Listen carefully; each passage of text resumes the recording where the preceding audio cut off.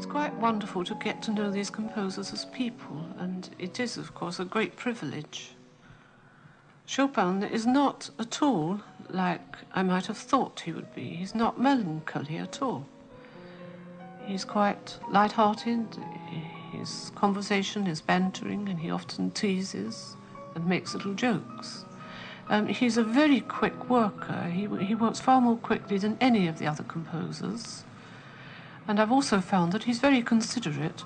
If he's been working with me and we've got, say, 2 pages of music written out, and then he finds my concentration is waning because I'm getting tired, he winds the piece of music off quickly, so it isn't left incomplete.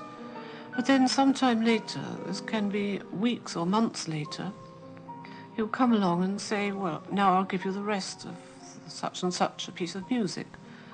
And he'll give me quite a number of bars, perhaps 2 or 3 dozen bars, but instead of this being added to the end of the music, he tells me exactly where it has to be inserted in the music. I've also found that Schubert is a very delightful person, very lovable, very modest still, and quite a gay sort of person. And he communicates very smoothly and quietly. I think Schubert is the only one of the composers who sometimes alters music just after he's given it to me. We'll be working away and suddenly he'll say, stop, I don't like those last 2 bars, cross them out and I'll give you something else.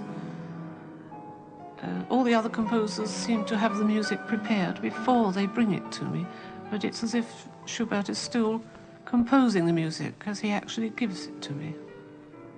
I remember when he dictated Moment Musical, after he completed it, I wondered what other people would think of it.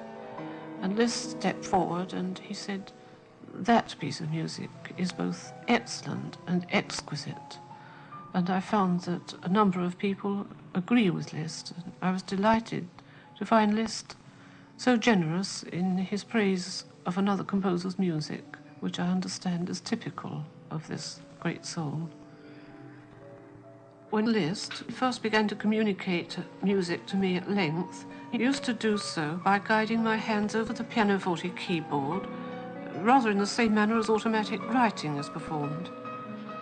But he has changed his method now, and he usually dictates music note by note, in the same way as some of the other composers. He usually speaks in excellent English, which I think he's practiced a great deal since leaving our world. But when excited, he lapses into German. Sometimes he uses French. I can usually see Liszt quite clearly whilst he's communicating, although there are times when I hear his voice but cannot see him at all. When he offered to transmit Grubelei to me in the presence of 3 British Broadcasting Corporation officials, I felt his presence in the room at first. Then he appeared very clearly before me, looking very calm. He gave this piece of music by the process of dictation, and it was some weeks before I could play it passably well after having been given tuition by him. This turned out to be rather complicated for me to follow, as the key signature contains 6 sharps, and the time signature is 5/4 in one hand against 3/2 in the other. I was alarmed to find him attempting to communicate a piece of such a tricky nature, which appeared on paper to be disjointed.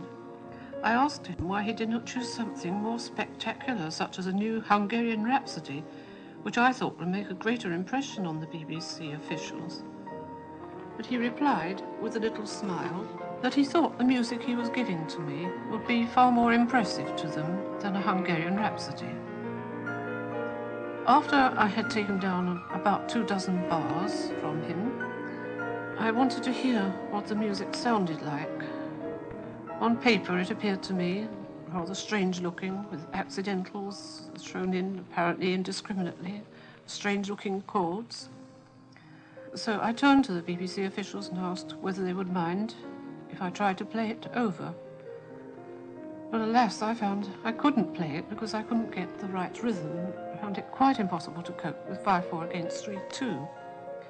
One of the BBC officials then offered to play it through, and he sat down at the piano, played what we got so far. Then he sat back, gazing at the manuscript in front of him, and there was a hush for a few seconds, and I wondered whether he was going to say, "Well, I don't think much of that."